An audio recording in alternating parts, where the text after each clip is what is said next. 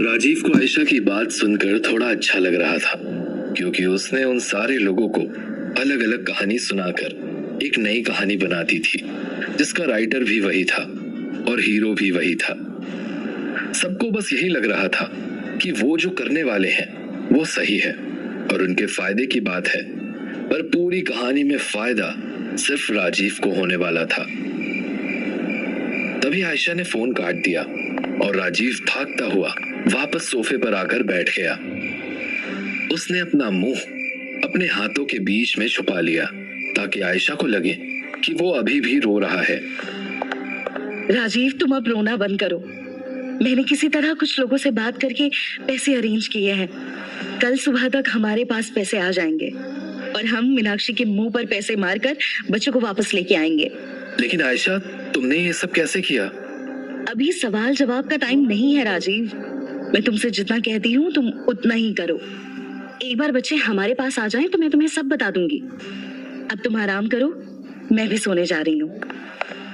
इतना कहकर आयशा वहां से चली गई और तब राजीव ने सोचा कि उसका काम अभी अधूरा है। वो तुरंत वहां से उठा और अपने लैपटॉप को ले जाकर उसने कुछ डॉक्यूमेंट्स पर काम करना शुरू कर दिया। राजीव ने बहुत सारे स्कैम्स किए थे और उसे फोर्जरी करना बहुत अच्छे से आता था, फिर चाहे वो कोई लीगल डॉक्यूमेंट हो या फिर कोई बैंक का स्टेटमेंट। कुछ ही देर में राजीव ने एक बंडल में बहुत सारे डॉक्यूमेंट प्रिंट करके साथ में स्टेपल कर दिए। राजीव ने देखा कि बाहर सूरज उगने वाला है और उसे नींद भी आ रही थी, पर वो अब चैन की नींद लेने के लिए तैयार नहीं था, क्योंकि ये थकान भी उसे बहुत मजे देने वाली थी। तब वो उठा और अपने कमरे की तरफ गया। वहां आयशा बड़े आराम से सो रही थी। कोई भी उसे देखता तो उसे इस बात का विश्वास नहीं होता कि इस औरत के बच्चे गायब हैं। फिर राजीव ने गेट पर नॉक किया। गेट की आवाज सुनकर आयशा नींद में से उठी और उसने राजीव से कहा, क्या हो गया राजीव, इतनी सुबह तुम यहाँ? सब ठीक तो है ना? हाँ आयशा, सब ठीक है। दरअसल मेरा मन नहीं लग रहा था। पूरी रात से मुझे नींद भी नहीं आई, तो मैं सोच रहा हूँ कि बाहर का एक राउंड लगाकर आ जाऊं। राजीव की बात सुनकर आयशा को लगा कि ये बहुत अच्छा मोमेंट है। अगर राजीव बाहर चला जाएगा तो वो आराम से अपने पार्टनर को यहाँ बुला सकती है और राजीव के वापस आने से पहले वो यहाँ से भाग जाएगा। यही बात सोचकर उसने राजीव से कहा, हाँ राजीव, तुम आराम से जाओ और जब ठीक लगे वापस आ जाना। मैं यहाँ सब संभालूंगी और मेरी चिंता मत करना, मैं बिल्कुल ठीक हूँ। राजीव आयशा की बात के पीछे का मतलब बहुत अच्छे से समझ सकता था, पर उसने फिर कुछ नहीं कहा और अपनी गर्दन हिलाकर वो वहां से चला गया। कार में बैठकर राजीव बहुत ही रिलैक्स्ड फील कर रहा था और तब वो वहां से निकल गया। राजीव अपने सामने एक खुला आसमान देख रहा था जिसमें एक नई सुबह थी जो उसकी जिंदगी हमेशा के लिए बदलने वाली थी। तब उसने कार को साइड में लगाया और बाहर निकलकर उस सीन को देखने लगा। उसे अच्छे से पता था कि हिमाचल में ये उसकी आखिरी सुबह है और वो जी भरकर उस सीन को अपने साथ रखना चाहता था। कुछ ही देर में सूरज ऊपर आ गया और राजीव ने देखा कि 8:30 बज चुके हैं। उसके प्लान का एग्जीक्यूशन टाइम शुरू हो गया है। वो फिर से कार में बैठा और उसने मीनाक्षी के घर का रूट पकड़ा।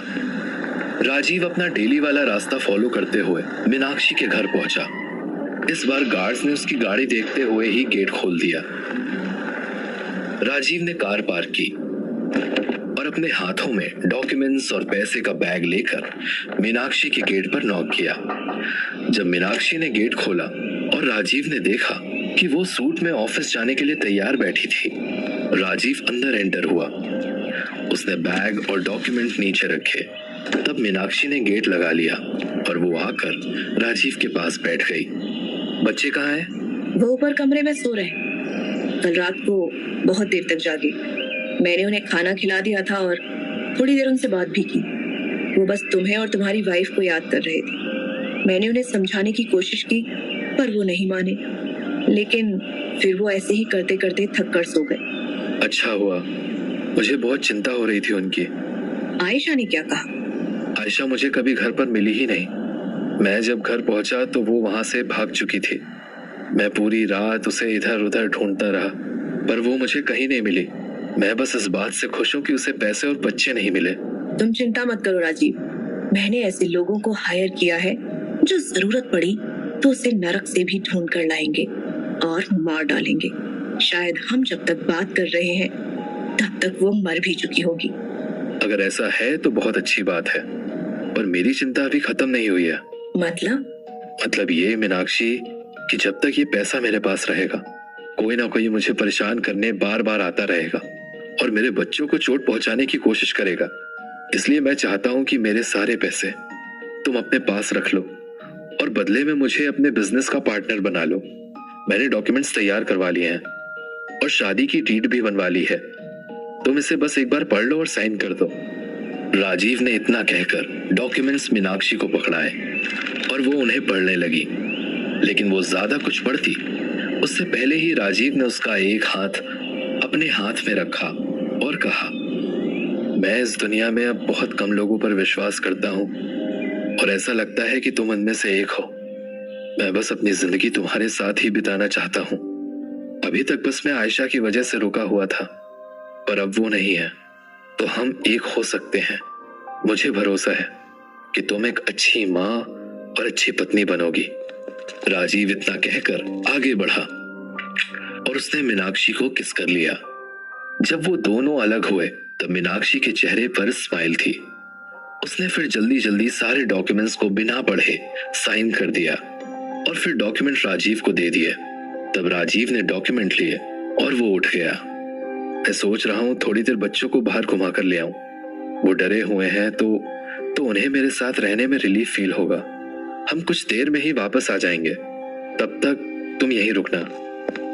राजीव वहां से उठा और ऊपर कमरे में जाकर उसने प्रिया और ऋषि को उठाया। फिर वो उन्हें लेकर नीचे आया और फिर कार में बैठकर वहां से निकल गया। कार चलाते वक्त उसे बस एक ही चीज ध्यान थी कि जिस तरह उसने अपने सारे पीसेस प्लेस कर रखे हैं वैसा हो जाए तो उसका प्लान सक्सेसफुल हो जाएगा, और इसलिए वो कार को बस रैंडमली चलाने लगा। प्रिया और ऋषि ने एक बार आयशा के बारे में पूछा। ज्यादा गौर नहीं किया क्योंकि उसे पता था कि आयशा शायद अब अपनी आखिरी सांसें गिन रही होगी, और ऐसा ही हो रहा था। राजीव के घर से निकलने के कुछ ही देर बाद वहां कुछ लोग मास्क लगाकर घर पहुंचे। आयशा उन्हें देखकर हैरान थी कि वो कौन है, लेकिन इससे पहले कि वो कुछ कह पाती उन लोगों ने अपनी गन निकाली और उसे शूट कर दिया। आयशा की पूरी बॉडी में से खून निकल रहा था और तब वो लोग वहां से भाग गए। वहीं दूसरी ओर सुबह होते ही विनय ने भी अपना प्लान शुरू कर दिया था।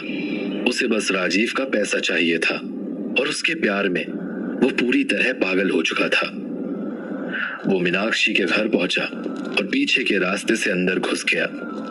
मीनाक्षी के गार्ड्स उसे देख नहीं पाए और तब विनय ने अपनी गन से मीनाक्षी को शूट करके उसे मार डाला और उसकी लाश को ठिकाने लगा दिया। फिर उसने राजीव के पैसों से भरे बैग उठाए और वहां से निकलने लगा, लेकिन विनय को नहीं पता था कि कोई उसका पीछा कर रहा है। तब वो आगे जाने लगा और एक क्लिफ के पास थोड़ा रेस्ट करने के लिए रुका, पर इतनी ही देर में उस पर आयशा के पार्टनर ने हमला कर दिया। विनय उस अटैक से बच गया और वो दोनों अब बैग के लिए फाइट करने लगे, पर उस स्ट्रगल में उन दोनों ने इस बात पर ध्यान नहीं दिया कि वो क्लिफ के बहुत नजदीक पहुंच चुके हैं और बैलेंस बिगड़ने की वजह से दोनों का पैर फिसला और बैग के साथ दोनों नीचे गिरकर मर गए। लेकिन जो बैग नीचे गिरा उनमें नकली नोट थे, क्योंकि असली नोट तो राजीव के पास थे, जो आराम से सड़क पर गाड़ी चला रहा था और उसके चेहरे पर एक स्माइल थी। उसने ऋषि और प्रिया को आइसक्रीम दिलाई थी जो उसे एंजॉय कर रहे थे, और तब राजीव ने अपनी कार मीनाक्षी के होटल के सामने रोकी। वो बड़े एटीट्यूड के साथ अंदर गया और उसने रिसेप्शन पर खड़े होकर मैनेजर को बुलाया। मैनेजर के आते ही राजीव ने उसे डॉक्यूमेंट्स दे दिए जिन पर साफ साफ लिखा था कि मीनाक्षी ने अपनी सारी प्रॉपर्टी और सारे बिजनेस राजीव मेहरा के नाम कर दिए हैं। और वो सब कुछ छोड़कर कहीं दूर चली गई हैं, जहां उसे कोई भी नहीं ढूंढेगा।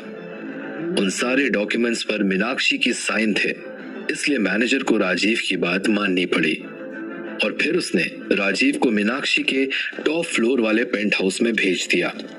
पेंट हाउस में एंटर होते ही प्रिया और ऋषि वहां की चीजों को देखने लगे और राजीव तब अपनी चेयर की तरफ बढ़ा। उसने अपने रास्ते के सारे लोगों को बिना हाथ लगाए हटा दिया था और अब वो एक किंग बन चुका था, जिसका अब कोई कुछ नहीं बिगाड़ सकता था।